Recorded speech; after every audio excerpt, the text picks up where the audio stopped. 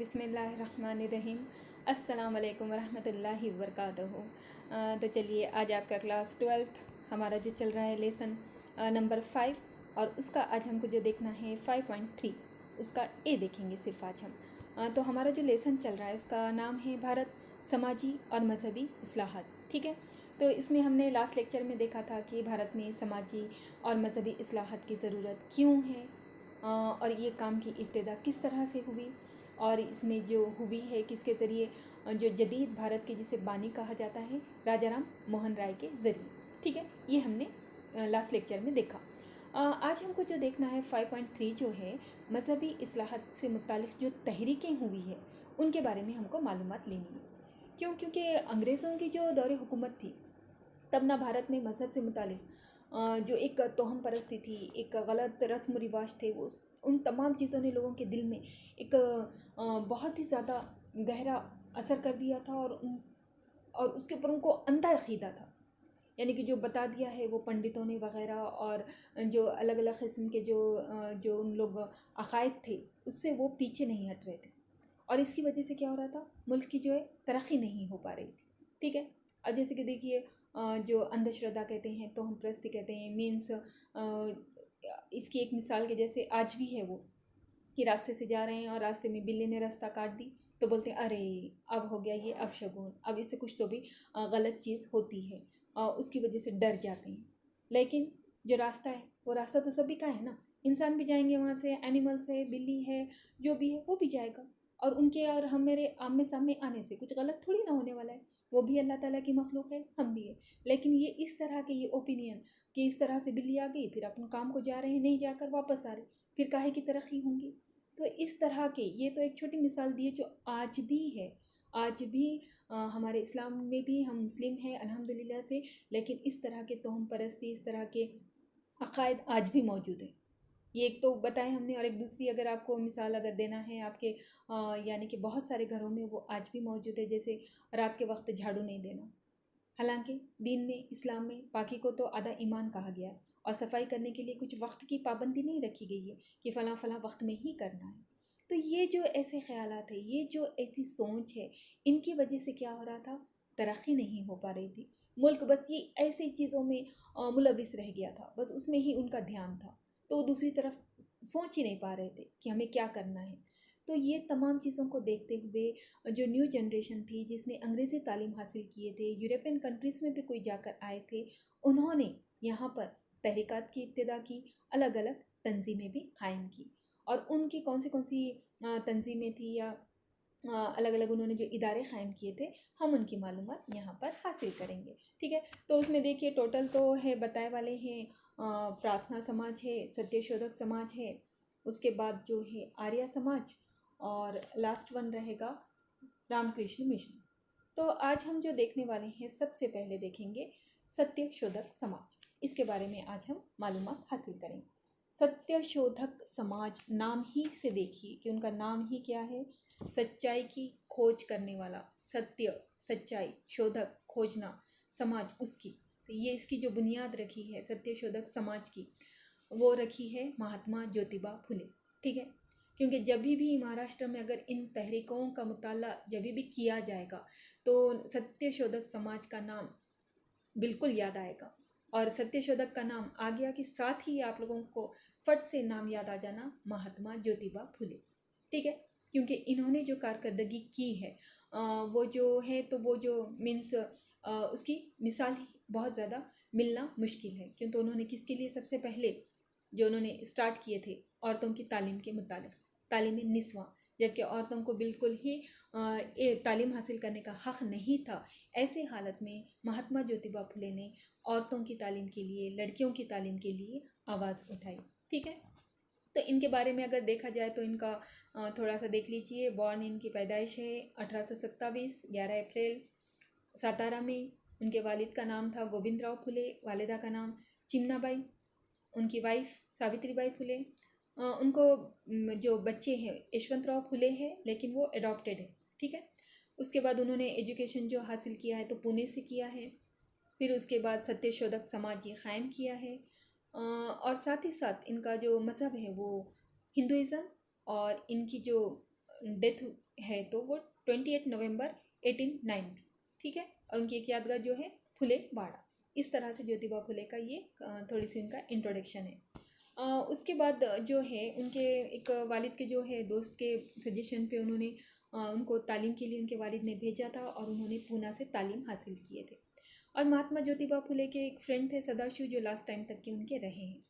और उनकी जो शादी हुई थी सावित्रीबाई फुले से, और सिर्फ 13 साल की उम्र में, यानी कि उस टाइम पे बाल विवाह हुआ करता था।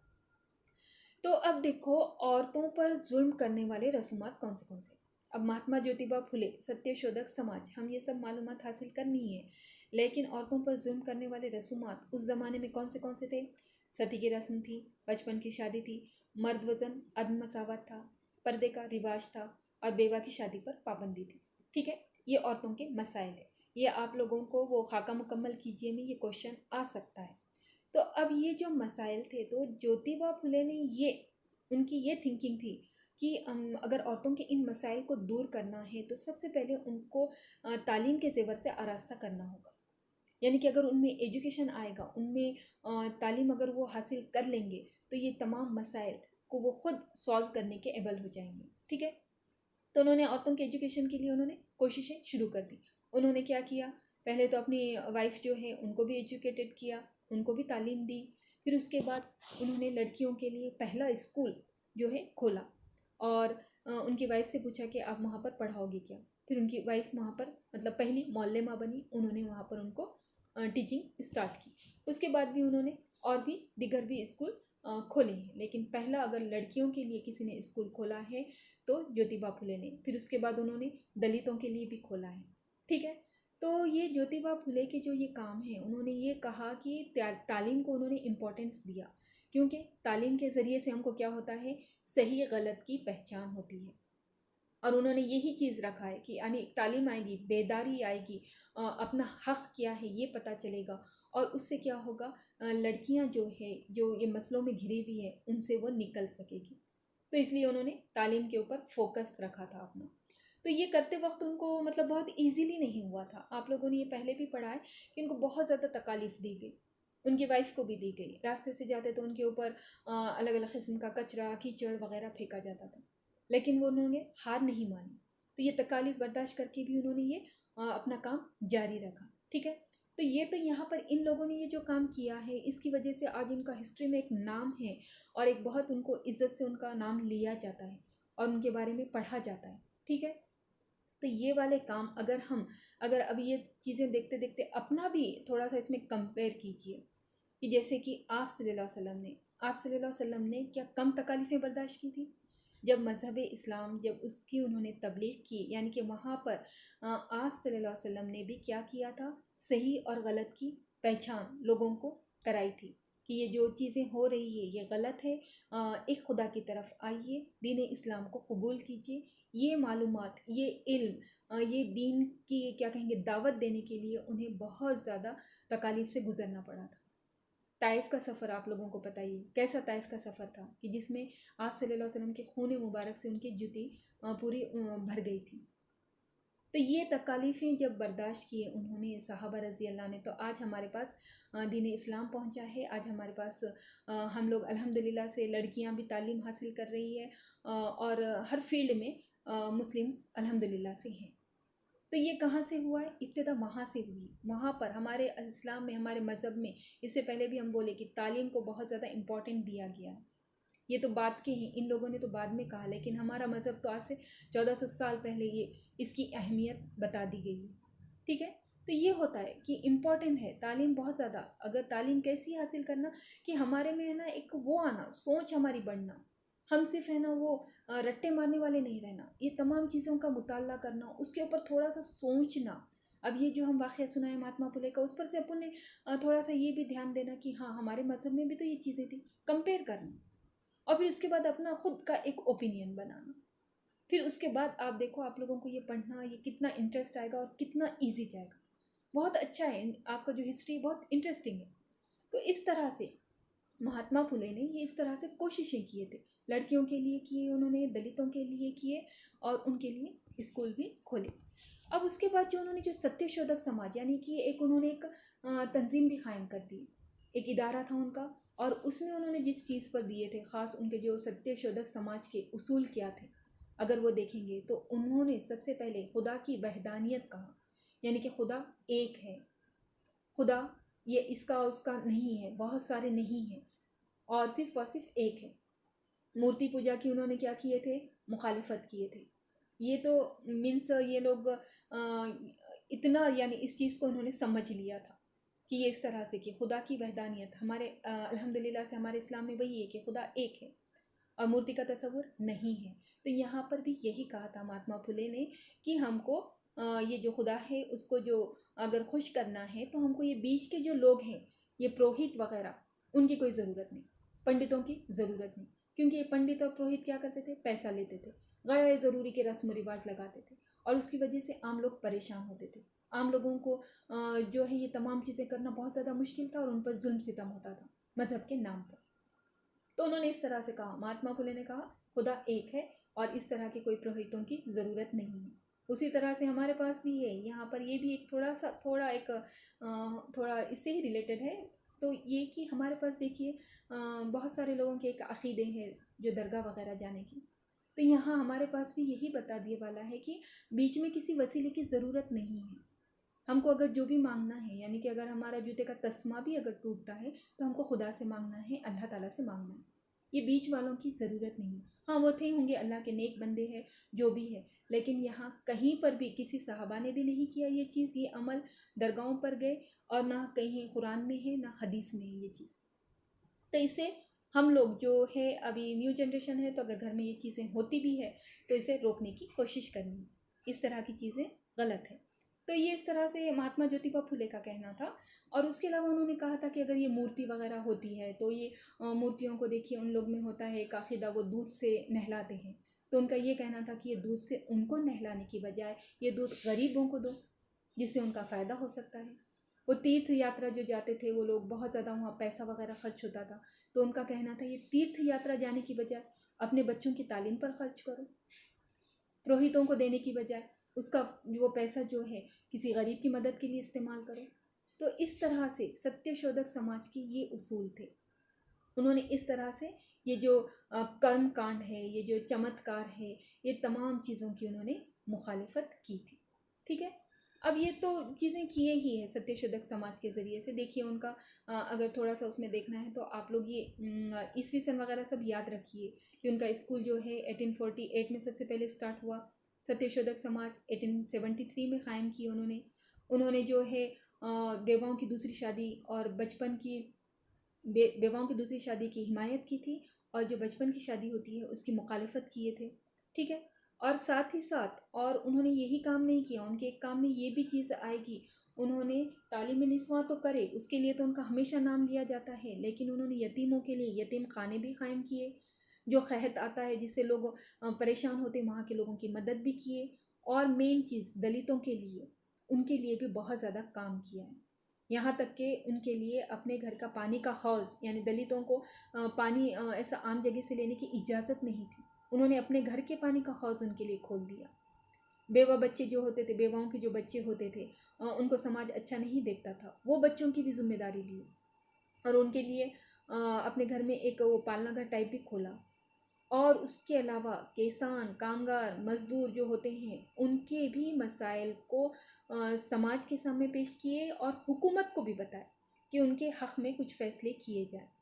किसानों के बारे में जो आज बहुत चल रहा है, देखो टीवी पे भी अगर आप लोग आपके जो है रूटीन सीरियल और क्रिकेट और ये तमाम चीज़ें छोड़ के अगर कभी न्यूज़ देखते होंगे तो उसमें आपको पता चलेगा कि किसानों का आजकल हॉट टॉपिक चल रहा है, उनके बारे में सब तरफ रैलीज वगैरह चल रही है। तो ये जो किसानों का ये जो आज मसला उठा रहे हैं ये पॉलिटिशियंस, ये किसान का मसला सबसे पहले महात्मा फुले ने भी उनके दौर में उठाया है। ठीक है, तो इस तरह से हर एक के बारे में सोचने वाले थे महात्मा ज्योतिबा फुले। उनकी सोच बहुत वसी थी। उन्होंने ना सिर्फ सोचा बल्कि उसके ऊपर अमल भी किया और उसको प्रैक्टिकली करके उन्होंने अपनी कोशिशों में उन्होंने इतनी मतलब लगन से किए कि उसका उन्होंने नतीजा भी हासिल किया। सिर्फ कोशिश ही नहीं की बल्कि नतीजे भी उनको हासिल हुए हैं। उसी का नतीजा है कि आज हम देख रहे हैं कि जगह जगह लड़कियां तालीम हासिल कर रही हैं, क्योंकि वो ज़माना था उन्होंने स्टार्ट करे। उसका नतीजा ये है कि आज लड़कियां हर फील्ड में लड़कों के मुकाबले में आगे। तो इस तरह उनके कामों का एक छोटा सा कंक्लूजन देख लो आप लोग। हमने अभी जो मालूमात हासिल किए कि सत्यशोधक समाज इन्होंने कायम किए बुनियाद 1873 में। और उन्होंने मुखालिफत किसकी किए थे? वेदों की, पुराणों की, मूर्ति पूजा की, जात पात की, और ये पुरोहित जो होते हैं उनकी जो बालादस्ती होती है उसकी उन्होंने मुखालिफत किए थे। ये सत्यशोधक समाज के ये उसूल भी थे। बुत परस्ती की भी उन्होंने मुखालिफत किए थे। ये एग्जाम में आपको आ सकता है, सत्यशोधक समाज के उसूल बताइए। तो सिंपल है, देखो कितना इजी है। आप बिना याद किए खाली अगर आप ये समझ लेंगे भी तो आप इजीली 4 पॉइंट तो आराम से लिख सकते हैं। देखिए बहुत आसान है आपका सिलेबस। फिर उन्होंने हिमायत किसकी किए थे? हिमायत तालीम निस्वां की किए थे, औरतों की तालीम। फिर मसावत की, यानी सब एक जैसे है, किसानों की, मजदूरों की और कारागिरों की। तो ये उनके कामों का ये छोटा सा कंक्लूजन है। आप इसको थोड़ा सा एक्सप्लेन कर दिए, आपके जवाब तैयार हो जाएंगे। ठीक है, तो उसके बाद अब इन्होंने जो काम किए थे ये आगे भी जारी रहा। और जो है उनके जो एक रहे हैं उनके नुमाइंदगी में जो बने हैं एक गोपाल बाबा वलंकर, इन्होंने विटाल विध्वंस नामी किताब लिखी थी। और उसमें उन्होंने छूत छात पर बहुत ज़्यादा तनकीदी मज़ामिन लिखे थे। ये आपको गलत जोड़ी दुरुस्त करके सही लिखिए बोले उसमें आ सकता है। फिर उसके बाद है शूबा जान कामले। उन्होंने ये अलग अलग रस्म थे, मुरली, जोगतनी, देवदासी, इन पर तवज्जो दिलाई, इनकी मुखालिफत की। यानी कि मुरली क्या होता था कि वो औरतों को मंदिर में या दिगर जगह पर उनको भगवान के लिए रक्स करना, नाचना वगैरह होता था, यानी उनको छोड़ दिया वाला रहता था लड़कियों को। और देवदासी यानी यहाँ पर भी भगवान के नाम पर उनको मंदिर में छोड़ दिया जाता था, वापस घर में नहीं लिया जाता था। तो वैसे औरतों के फिर बहुत सारे मसाइल थे, तो इसके खिलाफ उन्होंने आवाज़ उठाई। फिर उसके बाद पंडिता रमाबाई रानाडे, इन्होंने तालीम निस्वां के लिए काम किए और ये काम आज भी जारी है। तो इस तरह से महात्मा ज्योतिबा फुले इन्होंने जो है तालीम निस्वां के लिए काम किए, सत्यशोधक समाज की बुनियाद रखी, और जो है बेजा जो समाज में गलत रस्म रिवाज थे, अदम मसावत थे, उनकी मुखालिफत की। और उनके साथ उनकी जो वाइफ थी सावित्री बाई फुले, उन्होंने भी शाना बाशाना उनका साथ दिया। और उनके जो काम थे, उनकी जो कारकर्दगी थी, उसने क्या किया था, आगे के लिए, आगे जो मुस्लिहीन हैं उनके लिए एक रास्ता तैयार कर दिया था। तो इस तरह से अल्हम्दुलिल्लाह एक इजी टॉपिक था और बहुत इम्पॉर्टेंट टॉपिक है। और हमको देखो यहाँ ये इन तमाम चीज़ों से सीखना भी है कि किस तरह से ये लोगों ने मुश्किल हालात से गुजर कर, कैसे स्ट्रगल करके, चाहे ये लोग हो, चाहे हमारे साहबा हो, साहबिया हो, कैसे मुश्किल से निकल कर इन लोगों ने जो है सक्सेस हासिल किए थे, कामयाबी हासिल किए थे। तो इसी तरह से हमको भी क्या करना है कि है आज हालात है, अभी आप लोग घर में हो, जिसकी वजह से अपना रूबरू अपनी एजुकेशन नहीं हो रहा है, ऑनलाइन हो रहा है, तो इस पर भी आप अल्लाह का शुक्र अदा कीजिए। इस तरह का तो एजुकेशन कम से कम हो रहा है आज की टेक्नोलॉजी की वजह से। और इसमें से भी आप सीखिए और ऐसी आप में लगन रहना कि हमको है ना सिर्फ 12th पास नहीं करना है, बल्कि हमको एक इल्म हासिल करना है। पहले तो चीज़ ये रहना, और ये जो इल्म हासिल करेंगे ये नीयत रहना कि हम इसका दूसरों के लिए भी इसको इस्तेमाल करेंगे। दीन की राह में भी ये जो भी इल्म हासिल हो रहा है हम इसका सही इस्तेमाल करेंगे हलाल रोज़ी के लिए। ठीक है, फिर उसके बाद और ये भी करना है कि हमको आगे का भी सोचना है कि हमको आगे जो फील्ड है उसका भी हमारे जहन में पहले से ही एक जो प्लान है, जो एम है उसको फिक्स करना है और उसके मुताबिक कोशिशें करनी है। यानी कि अगर आपको MPSC UPSC करना है तो देखो ये वाले जो टॉपिक है ये बहुत इम्पॉर्टेंट है। ये सिर्फ 12th के लिए ही नहीं, आगे के ये कॉम्पिटिटिव एग्ज़ाम में भी बहुत इम्पॉर्टेंट है। और जो अभी हो रहे हैं तो इनको आप सिर्फ 12th के नुक्ते नज़र से ना पढ़ो, बल्कि ऐसे पढ़ो कि आगे भी आपको ये तमाम चीज़ें काम आने वाली है, फ़ायदा देने वाली है। तो इसको थोड़ा सा अपने जहनों में फ़िक्स बिठा लो। याद करने का जो है इसको ऐसा ना करो कि सिर्फ एग्ज़ाम तक की याद फिर बाद में भूल गए। ठीक है, थोड़ा सा अपने कोशिशें करो, इंशाअल्लाह ताला कामयाबी तो अल्लाह ताला बिल्कुल देगा। और इसके आगे का जो है 3 रह गए हैं जो तहरीकें, वो इंशाल्लाह हम नेक्स्ट लेक्चर में देखेंगे। तो उम्मीद है कि आप लोगों को अच्छे से समझ में आ गया होगा। और अगर कुछ डाउट्स है तो आप बिल्कुल हमको पूछ सकते हैं। तो चलिए फिर, अस्सलाम वालेकुम वरहमतुल्लाहि वबरकातुहू।